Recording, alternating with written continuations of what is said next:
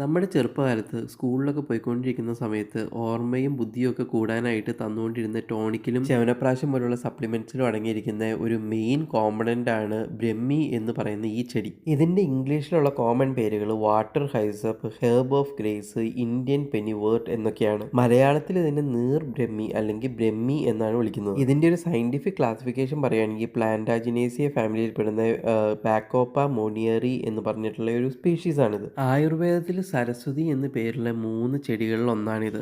സോമവല്ലി, കിളിതീനിപ്പഞ്ഞി, പിന്നെ ബ്രഹ്മി. ഇതാണ് 3 ചെടികൾ. ഈ ചെടിയുടെ ഒരു നേറ്റീവ് എന്ന് പറഞ്ഞിട്ടുണ്ടെങ്കിൽ സൗത്ത് ഈസ്റ്റ് ഏഷ്യയിലുള്ള ഇന്ത്യ തന്നെ ആവാനാണ് സാധ്യത. കേരളത്തിലൊക്കെ ഇഷ്ടംമാതിരി കണ്ടുവരുന്നുണ്ട്. ഇന്ത്യ അല്ലാതെ വേറെ രാജ്യങ്ങൾ പറയുകയാണെങ്കിൽ Nepal, Sri Lanka, China, Vietnam, Africa, Australia, പിന്നെ അമേരിക്കാസിൻ്റെ തന്നെ പല ഭാഗത്തായിട്ട് കണ്ടുവരുന്നുണ്ട്. ചതുപ്പുകളിലും പാടങ്ങളിലും ഒക്കെയാണ് ഇത് കൂടുതലായിട്ട് കണ്ടുവരുന്നത്. അതായത് നല്ല ജലാംശമുള്ള മണ്ണിലാണ് ഇത് കൂടുതലായിട്ടും വളരുന്നത്. അത് കായലോര പ്രദേശങ്ങളിലും കാണുന്നുണ്ട്, ശുദ്ധജല പ്രദേശങ്ങളിലും ഇതിനെ കാണാം. ഒരു ഗ്രോയിങ് കണ്ടീഷൻസ് ഒക്കെ പറയുകയാണെങ്കിൽ ട്രോപ്പിക്കൽ ടു വാം ടെമ്പറേച്ചർ ഉള്ള ഏരിയാസിലാണ് കൂടുതലും ഇത് വളരുന്നത്. മണ്ണാണെങ്കിൽ നല്ല മോയ്സ്റ്റ് ആയിട്ടുള്ള ലോമി ക്ലേ റിച്ച് സോയിലാണ് ഇതിന് ഏറ്റവും ബെസ്റ്റ്. വാട്ടർ ക്ലോഗിംഗ് ഒന്നും ഇതിന് പ്രശ്നമേ അല്ല, കാരണം ഇതൊരു സെമി അക്വാറ്റിക് കണ്ടീഷൻസിൽ വളരുന്ന ഒരു പ്ലാന്റ് ആണ്. ഫുള്ളോ പാർഷ്യലോ ആയിട്ടുള്ള സൺലൈറ്റ് ഇതിന് ഓക്കെയാണ്. പിന്നെ ഇത് സ്റ്റെം കട്ടിങ് വഴിയും പിന്നെ സീഡ്സ് വഴിയും ഇതിന്റെ പ്രൊപ്പഗേഷൻ നടക്കും. ഇതിന്റെ എല്ലാ തണ്ടുകളും യോജിക്കുന്ന ആ മുട്ട് ഭാഗത്തായിട്ട് വേരുകൾ വളരുന്നതും നമുക്ക് കാണാൻ പറ്റും. വളരെ വിളറിയ നീല കളറോ അല്ലെങ്കിൽ വെള്ള കളറോ ഉള്ള പൂക്കളാണ് ഇതിനുള്ളത്. 8 മില്ലിമീറ്റർ വരെയാണ്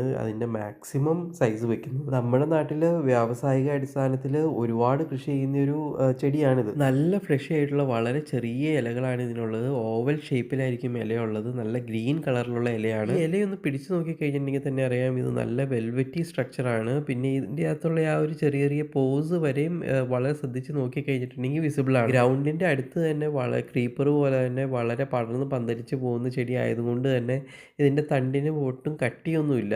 വളരെ സോഫ്റ്റ് തണ്ടാണ് ഇതിനുള്ളത്. തണ്ടിൻ്റെ ചില ഭാഗങ്ങളിൽ പച്ച കളറും ചില ഭാഗങ്ങളിൽ ഒരു ചെറിയ റെഡിഷ് ഷെയ്ഡും കാണപ്പെടുന്നുണ്ട്. ഇതിൻ്റെ പഴം ശരിക്കും പറഞ്ഞാൽ കുരു പോലെ തന്നെയാണ് ഇരിക്കുന്നത്. ഡ്രൈ ക്യാപ്സ്യൂൾ പോലെ തന്നെയാണ് ഇതിൻ്റെ പഴം ഇരിക്കുന്നത്.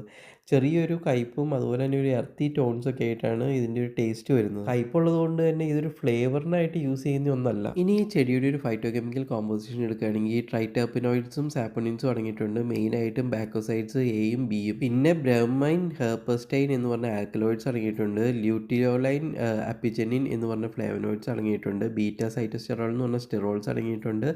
പിന്നെ പോളിഫിനോൾസും ഗ്ലൈക്കോസൈഡ്സും അടങ്ങിയിട്ടുണ്ട്. ഇനി ഇതിൻ്റെ ഹെൽത്ത് ബെനിഫിറ്റ്സും അതുപോലെ തന്നെ മെഡിസിനൽ യൂസേജിലേക്ക് വരാം. ഇതപ്പോൾ ആയുർവേദത്തിലും സിദ്ധയിലും യുനാനിയിലും അതുപോലെ തന്നെ ഫോൾക്ക് റെമഡീസിലും, അതായത് ഒറ്റമൂലിയൊക്കെ ആയിട്ട് ഒരുപാട് യൂസ് ചെയ്ത് വരുന്ന ഒരു ചെടിയാണ്. ഇതിൽ തന്നെ വളരെ കോമൺ ആയിട്ടുള്ളൊരു യൂസ് ചെയ്ത് പറയുകയാണെങ്കിൽ ഓർമ്മശക്തി കൂട്ടാനുള്ള ടോണിക്കുകളിലും സപ്ലിമെൻറ്റ്സിലും ഒക്കെ തന്നെ വൻ തോതിൽ ഇത് യൂസ് ചെയ്യുന്നുണ്ട്. അത് കൂടാതെ നാഡികളെ ഉത്തേജിപ്പിക്കുന്നതിന് ഉപയോഗിക്കുന്നുണ്ട്. നവജാത ശിശുക്കൾക്ക് മലബന്ധം മാറുവാനായിട്ട് ബ്രഹ്മി നീര് ശർക്കര ചേർത്ത് കൊടുക്കുന്നുണ്ട്. ബ്രഹ്മി നീരും വെളിച്ചെണ്ണയും സമം ചേർത്ത് കാച്ചിയെടുക്കുന്ന എണ്ണ തലമുടി വളരാനായി ഉത്തമമാണെന്നാണ് പറയപ്പെടുന്നത്. പിന്നെ എപ്പിലെപ്സി, ആങ്സൈറ്റി, ഇൻസോംനിയയ്ക്കുള്ള ട്രീറ്റ്മെന്റ്സിനൊക്കെ ആയിട്ടും ഇത് യൂസ് ചെയ്യുന്നുണ്ട് ആയുർവേദത്തിൽ. സിദ്ധയിലും യുനാനിയിലും ഒക്കെ ലിവർ ഹെൽത്ത് സപ്പോർട്ട് ചെയ്യാനും സ്കിൻ കണ്ടീഷൻസും യൂറിനറി ഡിസോർഡേഴ്സ് ഒക്കെ ട്രീറ്റ് ചെയ്യാനൊക്കെ ആയിട്ടാണ് ഇത് യൂസ് ചെയ്യുന്നത്. പിന്നെ ഒറ്റമൂലിയായിട്ട് യൂസ് ചെയ്യുന്നത് മെയിനായിട്ടും ഈ മുറിവുകളൊക്കെ പെട്ടെന്ന് ഉണക്കാനും അതുപോലെ തന്നെ വേറെ ചെറിയ പ്രാണികളൊക്കെ കടിക്കുമ്പോൾ ഉണ്ടാകുന്ന ആ ഒരു വേദനയൊക്കെ ശമിക്കാനൊക്കെ ആയിട്ടാണ് മെയിനായിട്ട് യൂസ് ചെയ്യുന്നത്. ഒറ്റമൂലിയിൽ ഇത് വെച്ചുണ്ടാക്കുന്ന കഷായങ്ങൾ ബ്രോങ്കൈറ്റിസിനും ആസ്മയ്ക്കൊക്കെ നല്ലതാണെന്നും പറയപ്പെടുന്നുണ്ട്. അപ്പോൾ ഇത്രയും നമ്മളിപ്പോൾ പറഞ്ഞത്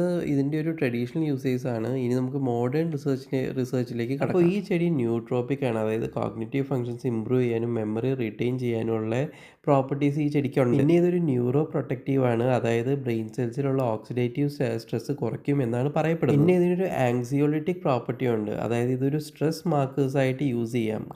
കാരണം ഇത് ആങ്സൈറ്റി റെഡ്യൂസ് ചെയ്യാൻ ഉപയോഗിക്കുന്ന ഒന്നാണ്. പിന്നെ ഇതിന് ആൻറ്റി ഓക്സിഡൻറ്റ് പ്രോപ്പർട്ടീസ് ഉണ്ട്, ആൻറ്റി ഇൻഫ്ലമേറ്ററി പ്രോപ്പർട്ടീസും ഉണ്ട്. ഇതിൻ്റെ ഒരു ടോക്സിസിറ്റി പറയുകയാണെങ്കിൽ ജനറലി സേഫ് ആയിട്ട് പറയപ്പെടുന്ന ഒരു ചെടിയാണിത്. പക്ഷെ കൂടുതലായിട്ട് കൺസ്യൂം ചെയ്ത് കഴിഞ്ഞാൽ ബോവൽ മൂവ്മെൻറ്റ്സ് ഒക്കെ ഇൻക്രീസ് ചെയ്യാനും നോസിയ പിന്നെ ഡ്രൈ മൗത്ത് ഒക്കെ വരാനുള്ള സാധ്യതകളൊക്കെ ഉണ്ട്. അതുകൊണ്ട് തന്നെ കുട്ടികൾക്കും പിന്നെ പ്രഗ്നൻസി ടൈമിലുള്ളവർക്കൊക്കെ കൊടുക്കുന്നത് സൂക്ഷിച്ചും കണ്ടൊക്കെ വേണം. ഇനി ഇതിൻ്റെ ഒരു ഇക്കോളജിക്കൽ ഇമ്പോർട്ടൻസ് പറയുകയാണെങ്കിൽ ഇതൊരു വെറ്റ് ലാൻഡ് സ്റ്റെബിലൈസർ ആണ്, പോളിനേറ്റർ സപ്പോർട്ടീവ് ആണ്, സസ്റ്റൈനബിൾ ക്രോപ്പാണ്. പിന്നെ ഒരു മെഡിസിനൽ പ്ലാന്റ് കൂടിയാണ്. ഇനി ഒരു കൾച്ചറൽ സിഗ്നിഫിക്കൻസ് പറയുകയാണെങ്കിൽ ഇന്ത്യയിൽ സരസ്വതി ദേവിയെ ലിങ്ക് ചെയ്തേക്കുന്ന ഒരു സീക്രട്ട് ഹെർബാണ് ഈ ബ്രഹ്മി. കേരളത്തിലെ ഓർമ്മശക്തി കൂട്ടാനുള്ള ടോണിക്കിലും സപ്ലിമെൻറ്റ്സിലൊക്കെ യൂസ് ചെയ്തു വരുന്ന ഒന്നാണിത്. പിന്നെ പറയാനുള്ളത് പത്മശ്രീ മോഹൻ മിശ്രയെ കുറിച്ചാണ്. കാല അസർ പഠനത്തിനും ആംഫോട്ടേഴ്സിൻ ബി ഉപയോഗിച്ചുള്ള ചികിത്സയ്ക്കും പേര് കേട്ട ഇന്ത്യക്കാരനായ ഒരു ഡോക്ടറാണ് ഈ മോഹൻ മിശ്ര. ഈ മോഹൻ മിശ്ര തന്നെയാണ് ബ്രഹ്മി ഡിമെൻഷ്യസിന്റെ ചികിത്സയ്ക്ക് ഫലപ്രദമാണെന്ന് തെളിയിച്ചേക്കുന്നത്. ഈ പഠനം ലോകാരോഗ്യ സംഘടനയുടെ പ്രാഥമിക രജിസ്ട്രിയിൽ വരെ രജിസ്റ്റർ ചെയ്തിട്ടുള്ളതാണ്. ആർക്കെങ്കിലും അത് റെഫർ ചെയ്യണമെങ്കിൽ ഇതിൻ്റെ രജിസ്ട്രേഷൻ നമ്പർ ISRCTN 18407-424. 2018 ലണ്ടനിലെ ഇന്നോവേഷൻ ഇൻ മെഡിസിൻസ് RCP വാർഷിക സമ്മേളനത്തിൽ ഇദ്ദേഹത്തിൻ്റെ പഠനം ഒരു എപ്പോസ്റ്ററായിട്ട് അവതരിപ്പിച്ചിട്ടുമുണ്ട്. അതിൻ്റെ ID RCP-18EP-196. ടൈറ്റിൽ പറയുകയാണെങ്കിൽ ഡിമെൻഷ്യസ് ചികിത്സയിൽ ബ്രാഹ്മി ഒരു പൈലറ്റ് പഠനം. പിന്നെ ഫ്യൂച്ചർ ഹെൽത്ത് കെയർ ജേണലിലും ഇത് ഫീച്ചർ ചെയ്തിട്ടുണ്ട്. അപ്പോൾ ഈ ചെടി വളരെ ബ്യൂട്ടിഫുൾ ആണ്, മെഡിസിനൽ പ്ലാന്റ് ആണ്. അതുകൊണ്ട് തന്നെ നമ്മുടെ ഗാർഡനിലേക്കൊക്കെ ഉൾപ്പെടുത്താൻ പറ്റുന്ന ഒരു ഐറ്റാണ്. പിന്നെ നമുക്കും വളരെ ചെറിയ ഡോസേജൊക്കെ ഡെയിലി കഴിക്കുന്നതിനും കുഴപ്പമൊന്നുമില്ലാത്ത ഒരു ചെടി കൂടിയാണിത്. അപ്പോൾ പറ്റാവുന്ന പോലെ നിങ്ങളുടെ ഗാർഡനിലൊക്കെ ഈ ചെടി ഉൾപ്പെടുത്തുക. ഈ വീഡിയോയിൽ പറഞ്ഞേക്കുന്ന ഇൻഫർമേഷൻസ് എല്ലാം തന്നെ ഇഷ്ടപ്പെട്ടിട്ടുണ്ടെങ്കിൽ ഡെഫിനറ്റായിട്ടും ലൈക്ക് ചെയ്യുക, ഷെയർ ചെയ്യുക, സബ്സ്ക്രൈബ് ചെയ്യുക, കമൻറ്റ് ചെയ്യുക.